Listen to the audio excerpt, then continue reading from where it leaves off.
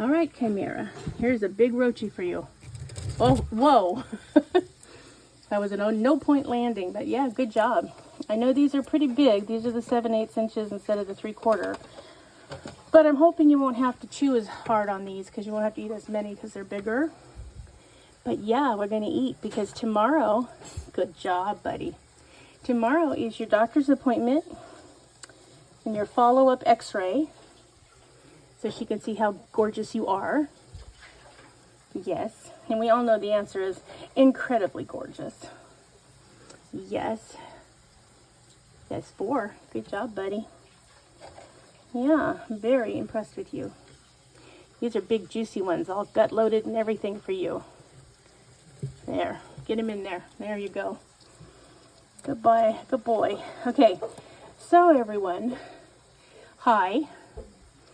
We're having a feed this morning.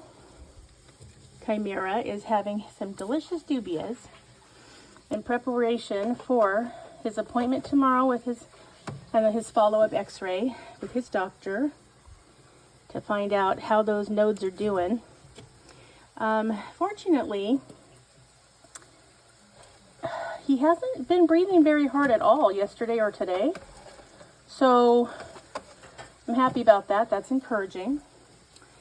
And tomorrow will be the 27th, which means he will have gone 10 days, or sorry, he will have gone 17 days without having had any medicine. Just mouth cleaning's all we're doing. You can see on his mouth, on that side, you can see there's a little scab getting ready to come off. But that's okay, the scab's not bleeding, so that's good. And so she'll take an x-ray and we'll try to find out, whoops, hang on, bud. We will try to find out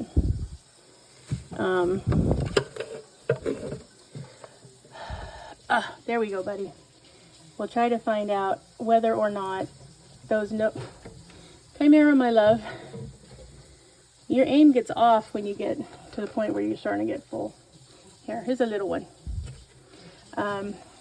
We'll find out whether or not those nodules are smaller, we're hoping, or the same size would even be maybe okay. But God forbid, we do not want them to be getting bigger. Please, God, we don't want them bigger. So, yeah, that's what our plan is going to be. Tonight, I'm going to be doing weigh-ins with everybody. Now that everybody's awake and out of brumation, I'm going to do a weight on them. Nope, that's it. Lucky 13. Okay. So you ate 12 of those. Good job. You want a worm for dessert? And which is a good idea for a couple reasons. And I would encourage all of you who are dragon owners to do this. Anytime that you're going to be going into the veterinarian, weigh your animal the day before or the night before you go in. Oh, there he is. There's the bug. Because it gives you an opportunity, one, to find out how your animal is doing right before they go in, but also it gives you a chance to recalibrate your scale. Or if nothing else, find out how far off your scale is. You getting full? That was a big breath. Yeah? Okay. Good boy. Good job, Chimera. So that's what I'm going to be doing. I'm going to be weighing everybody on it because there's nothing worse than going, oh, you know, you're weighing your animal right along. Oh, everything is going great. And then you go to the veterinarian and you find out that your scale is 12 grams off from what theirs says. And now you're like, oh, well, maybe he wasn't doing quite as great as I thought. So, yeah, so we will keep you posted on what happens tomorrow. Everybody cross your fingers. Put Chimera in your prayers. This is the final judgment. So we will see how it goes, huh, handsome? Yeah, he's had a good morning. He ate, as you saw, 12 of those 7/8 inch giant dubia roaches, and he had a couple of worms, and so that's a perfectly acceptable meal for him. That would be a normal meal. He is finally getting the rest of that shed off. He had some on his leg, which is now off. I'm keeping an eye on one toe because it's a little bit stuck on there, so that one might need help. And then there's some still on his tail. But otherwise, he's doing very well. He was full of it this morning. He was bobbing at Merlin and, you know, doing all that I'm all tough dragon thing. He greeted Ruby this morning. So yeah, he's doing well. But you can see when his tummy is full, is when the extra breathing issues kind of come about. So one thing I'm going to do is I'm going to ask the doctor if it would be better to give him like 2 smaller meals during the day, like maybe 6 roaches in the morning and 6 at night. My issue with that though is once he eats during the day, he almost never will eat again. So what I don't want to do is start cutting back the volume now that he's finally eating normally and have him lose ground. Or God forbid get sick, because this winter has been a tough one. I mean, it's usually very mild here in Southern California, but we have had unbelievable rain. Some of you probably saw the flooding issues that we were having. And the mudslides, which have been terrible. I mean, people die in those mudslides. So it's been very wet and damp and cold. The temperatures at night are getting into the mid to upper 30s. And I know some of you who are in snow country are going, oh, what's this? Yeah, we are. But we're not equipped for those kinds of temperatures for very long. So, you know, and yes, all of the dragons have a blanket that they get, which is a microfiber towel that they get put over them at night. Their heat emitter goes on to keep their tank ambient temperatures going. And so, and then we cover the entire enclosure with a blanket as well, just to try to keep them insulated.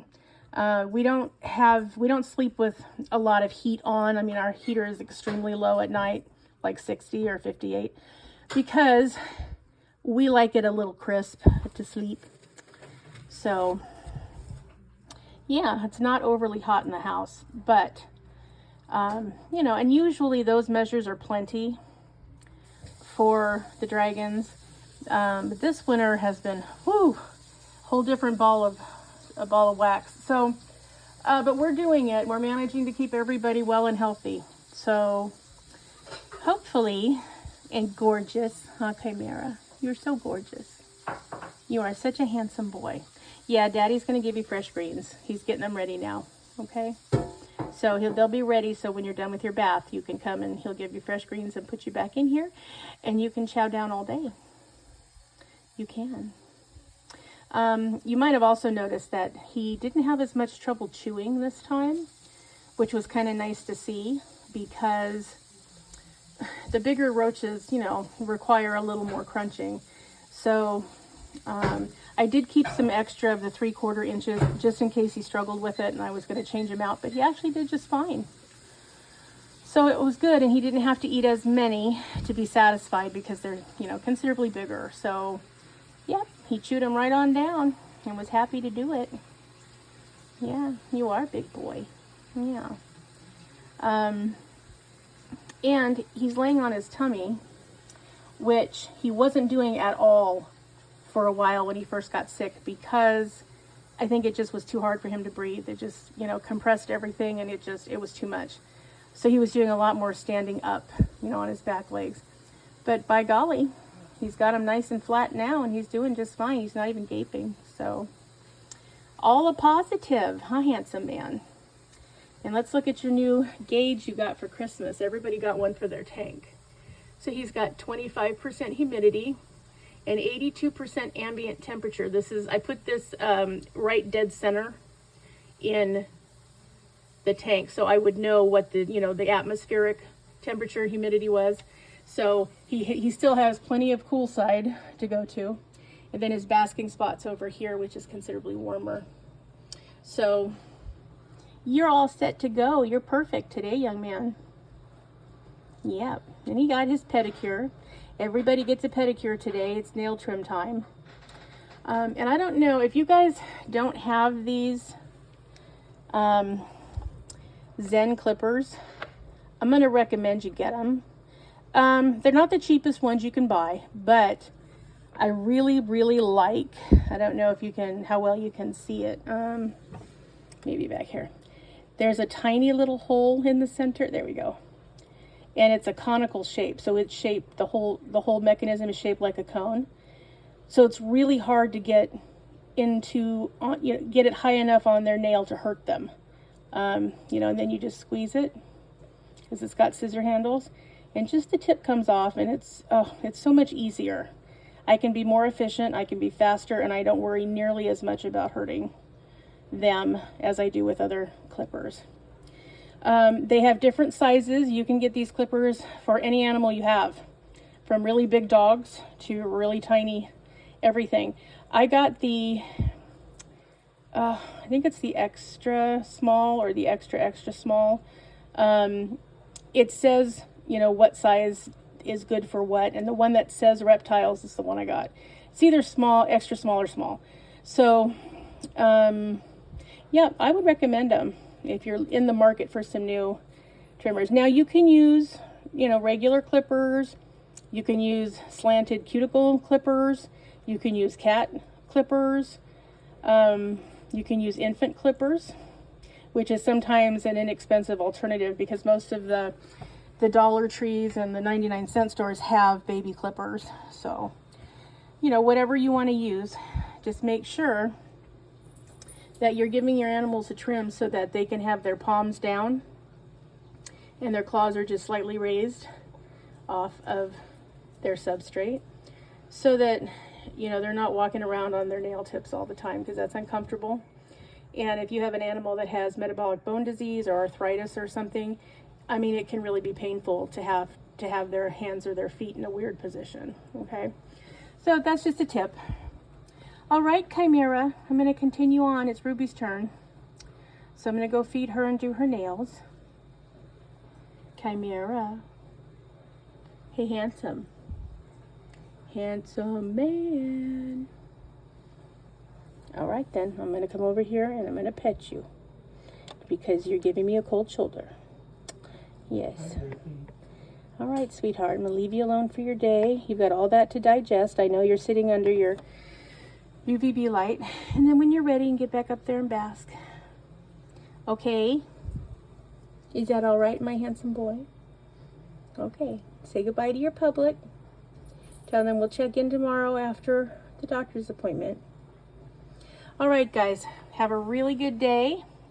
Tomorrow's Friday, so woohoo. Let's call it Friday Eve. And, keep on keeping on. We'll talk to you soon. Bye, guys.